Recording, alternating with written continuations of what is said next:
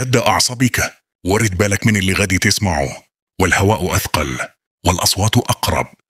هي شي حاجة كتسحب النفس، كتخنق الروح. والناس اللي كيآمنوا بالروايات القديمة كيقولوا أن نهار من الأيام الباب اللي تحت الأرض غادي يتفتح، وداك شي اللي كان محبوس غادي يخرج، وغادي يدوي صوت واحد، درام. وهذا اللحظة غادي يعرف العالم كامل أن قصة سجن القارة ما كانتش أسطورة، كانت تحذير. إينت حياة هذا السرد ماشي بحال أي واحد.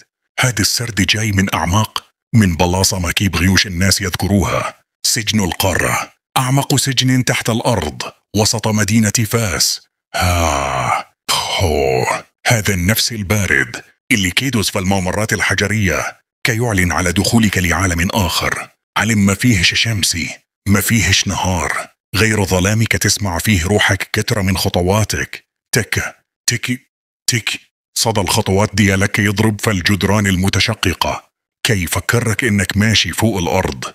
أنت وسط أحشاء مدينة كاملة مدفونة فوق التاريخ وفوق الأشباح اللي ما بقاوش بشر. سجن القارة، هذا الاسم اللي كي يحرك الرعب فقلوب اللي سمعوا قصصه. ماشي غير سجنهم بل متاهة ديال ممرات طويلة، كل وحدك يحسوا اللي يدخلها أنها كتطوي الوقت والمسافة. غرف متشابهة، حتى لو درتي علامة كتلقاها كتختفي. أبواب حديدية كتخرج أنين بطيء، كريك، بحال شي كائن كيتمدد من الداخل. الظلام هنا ماشي ظلام عادي، كيحسوك بشي حاجة كتشوفك، كتتبعك من بعيد وكتقرب منك بلا ما تشوف خطواتها.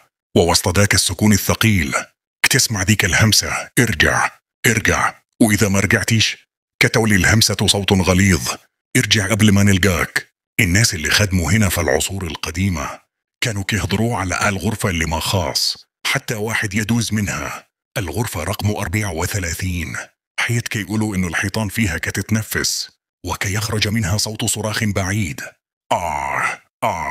وماشي صوت واحد، أصوات بالزاف متداخلة بحال كاينين ناس محبوسين بين الحجر والزمن. ولكن أخطر قصة هي ديال السجين اللي ما عرفوا حتى واحد اسمه. شي ناس قالوا كان ساحر، شي وحدين قالوا مجنون، وكاين اللي قال ما كانش بشر من الأصل. السجين اللي كان كيخبط كل ليلة على الحيطان، دوم دوم دوم، خبط منظم بحال شي نداء، بحال واحد كيحاول يفتح باب ما خصوش يتفتح. كانوا الحراس وسط الليل كيسمعوا الخبط كيقرب من غرفة لغرفة حتى يوصل لواحدة منهم. وكل ليلة كانت كتبدل الغرفة حتى نهار توقف الخبط، وقف فجأة والممر كامل بقى غارق، فصمت ميت. ثم صوت خفيف جاء من بعيد، فين هو؟ جملة واحدة ولكن كتخترق القلب. الحراس مشاو كيشيكوا. الغرفة ديال السجين كانت خاوية، ما كان لا باب محلول، لا أثر هروب، لا حتى علامة غير الحيط اللي كان كيدق عليه. كان سخون بزاف بحال شي حرارة خرجت منه. ومن ذاك الليلة الخبط بقى مستمر، نفس الإيقاع، نفس القوة، ولكن هذا المرة ما بقاش كيجي من الأرض، بدأ كيجي من السقف. دوم دوم دوم، تك تك تك، وكأن شي حد كيمشي فوق راسك مباشرة.